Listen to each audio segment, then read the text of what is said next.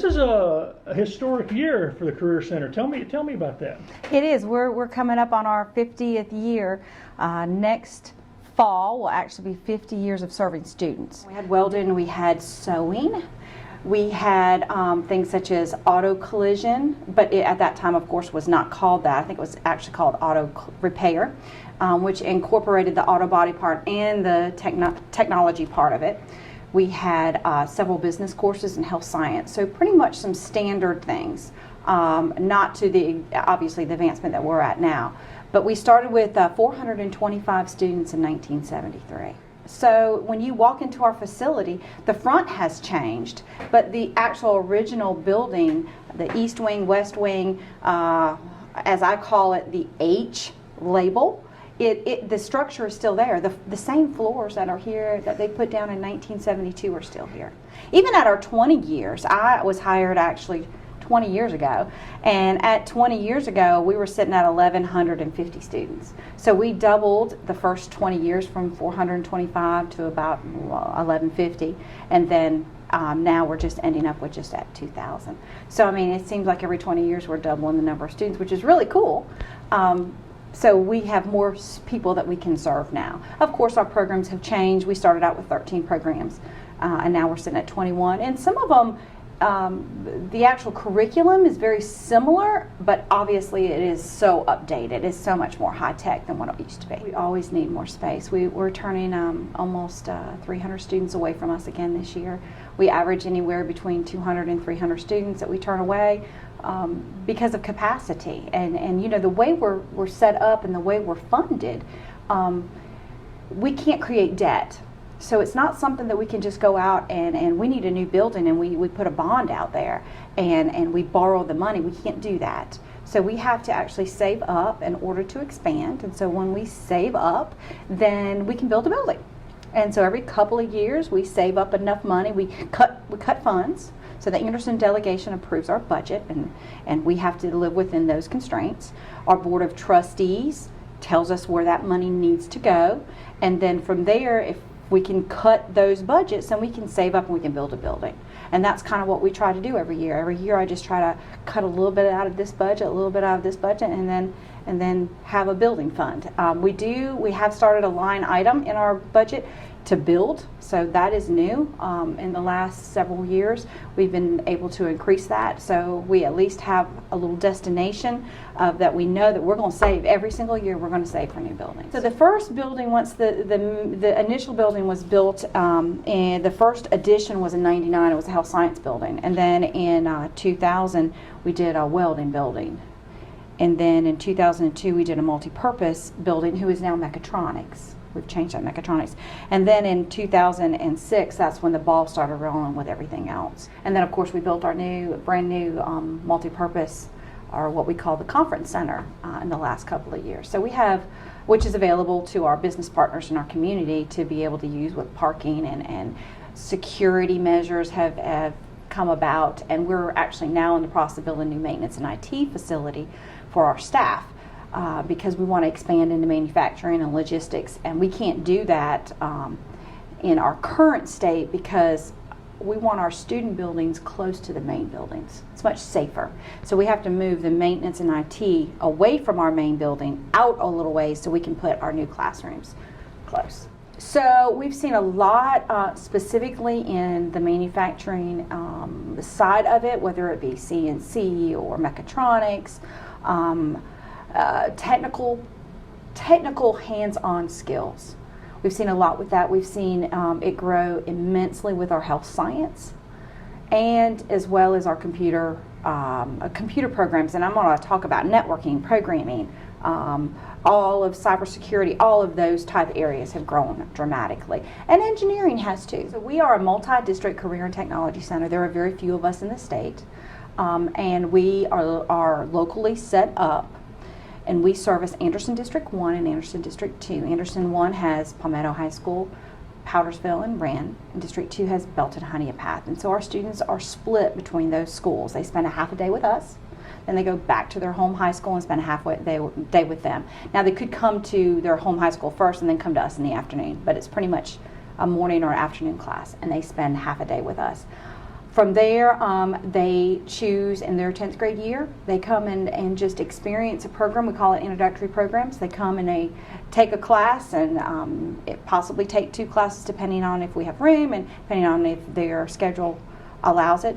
They could take up to 2 introductory classes in the 10th grade, and then from there in the 11th grade, they choose a program to stay in, and then they're in that program for 2 years. In that time, we create many work-based learning opportunities. Work-based learning is hugely important for us. So we want to customize that work-based learning for our students, whether it be a paid co-op, an internship, a job shadow, a field study. All of those things are intertwined, and it's important to find that fit for our student and for business and industry. Because if we're not creating qualified workers, then our business and industry are not getting served. And Remind people about those partnerships and how important those are. Extremely important. You'll ask them what they need, right? And yes, so we have advisory committees from each of our programs, have advisory committees made up of industry professionals. Locally, we have our community college partnerships, all of our college partnerships on those as well. We have former students, current students, anybody that have touched that program, and they come in a couple times a year and they talk to our teachers, they talk to our kids and see where we're at, see what they need.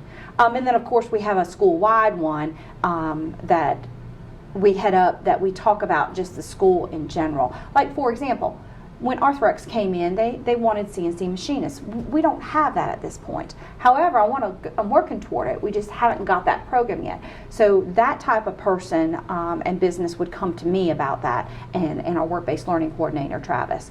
And so we work on that to fit that need that's already not in place. Tell me about some of the success stories and feedback you've gotten from students who've gone through the program. Oh my gosh, we have so many, and it's amazing since I've been here since 2002, how many students that have gone on to do such great things, whether it be the head nurse at AMN Health. I mean, she was one of our students, and now she's the lead nurse there. I mean, there are so many success stories, I couldn't even place them down. Cody Salone works for, well, he did work for WYFF for years, and he came out of our media broadcasting program. You know, we've got so many of these stories that we've touched where students have come back and said, look, this is what the foundation was. And I think what we hear from them mostly is the soft skills, because we teach them those high-tech skills. We teach them how to be a CNA. We teach them how to weld. We teach them how to diagnose a car. But in the process of all of that, the most important part is teaching that soft skills and those employability skills. How to show up on time, how to show up for work. If you're not going to show up, what to do. Punctuality, teamwork, cooperation, being that leader. All of those skills that we look for in any occupation to be a good employee, that's what we're looking for, and that's what we teach on a daily basis to our students. And I think that is the biggest accomplishment that I see from our employers and from our students. So this year we're coming up on 21 programs, and I see us adding down the future, logistics, and of course the advanced manufacturing. So that's going to be coming up on the horizon real soon. We've had a lot of successes this past year. Gosh, we've won so many different awards. You know, we've won an auto collision, the state award in auto collision, and graphic communications, and digital art design. Our media broadcasting class has the only high school run radio station in the state of South Carolina. We won the Lander Film Festival. We just got into esports, which is new and up and coming through our computer science courses. Our aerospace class, we've got a drone class that we finally got a pilot out of. We actually certified some students in drone certification. That's a first initial stage of the pilot's license. Our culinary arts wins state, 9 out of the last 11 years. And then we go to nationals, and this year we won second place in both the culinary arts portion of it and the management portion of it. So we get lots of donations every year. So our community is supporting us, and they want us to succeed. And if we don't have that whole connection of our board of trustees, our superintendents, our feeder schools, our parents, and our students backing of business and industry, we can't be successful. And we have that every single year. And it shows in our enrollment, and it shows in the number of students that we keep turning away. So we finally got a partnership for EMT program, so we do EMT certification through our firefighting program, and so we've got a technical careers pathway that, you know, a long time ago was made possible by Brian White. He got it together, and we piloted it with mechatronics, and it works great. And our students have to really, if they're motivated enough, they could do one semester at Tri-County and get their 2-year degree, and it's all totally free. So we kind of wanted to figure out that pathway with EMT because that is such a necessity in Anderson County. So we got that figured out with Tri-County Tech. They've been a great partner with us. So our students will now be able to get EMT certified through our firefighting or our health science class. So that was a big win for us. We actually finished up with Lander University in our digital art class, so our students are getting 6 hours of credit through Lander University as well. We have a new barn being built next year, so that'll be coming in. We're going to try to renovate an esports lab because we are seeing lots of students that are really interested in esports. And for people who don't know, there are college scholarships for esports now. There are lots of college scholarships. Not only college scholarships, there's lots of jobs. I mean, and people can sit from home and work on esports. And so we're seeing a lot of that. And if we can integrate that within our computer science and everything relates back, they think they're playing games, but it all relates back to that programming. And of course, most every job, I can't think of a job now that doesn't relate to some type of computer science. And then we secured a grant this year for our campus-wide outdoor classroom. We've been working on for the last couple years, and we are actually expanding our construction program. We integrated electricity 2 years ago, and that is just booming. And so we're putting some outside area for them to expand as well. You have a goal in 5 years to have a logistics and CNC building built and start running classes out of that. And we're hoping to work with Tri-County to do another pathway for them so it's, again, seamless. They can get college credit while they're on our campus. 99% of our students that start here in the junior year, they will finish high school with their high school diploma, industry credential, and be able to have a job. I mean, in the last, 20, 30 years, we've had a 90% placement in either college or in the workforce. So 90% of our students already, when they graduate, are going into a job or right into college, either one of them, which is pretty high.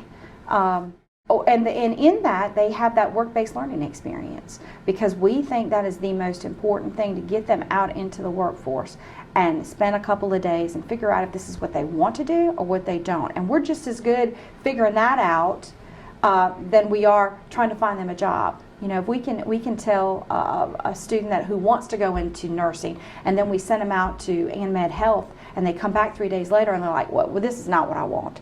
That to us is just as valuable than them going out for 3 days and coming back and saying, I nailed what I want. I know what I want to do for the rest of my life. So I think all of that, it all fits together. When I came in 2002, I was signing co-ops. Now, co-op is a paid placement. So instead of coming to school their senior year, then they go to they go in the workforce, and they actually have a job, and the business industry pays them, and they get high school credit at the same time. And we started out with maybe $8, $8.50 an hour. I signed a co-op this year for $22 an hour. It is crazy. So yeah, our industry sees it, our business partners see it, and our students and parents see it. And it's a win for the student, it's a win for the parent, and a win for the industry. It's all works together. So we have a website. It is very interactive. We are very interactive in social media, and actually our students do our social media. So we have a presence on Facebook and Instagram and TikTok and all of those other social media platforms. So we have that. So the best thing is to go to our website. You can call our front office, and schedule a tour. But we tour every 9th grader through our facility every single year. So they have that opportunity. We tour them in the fall, and then we come out a couple days later, and they can pick some programs they're interested in. Sometimes we have parents that want to come with them. We always have an open house every year as well, and that's usually in January. We started off early on 20 years ago with about 300 certifications. This year we had 1,851 certifications from our students. It's huge, with a 95% passage rate, which is even cooler. Our work-based learning started off with 150 students back in 2000, And this year we had 1,861 experiences. So we feel that is hugely valuable in our students making a decision of where they want to go after high school. And the certifications also generally mean more money too, right? Absolutely. For the student and for the school too.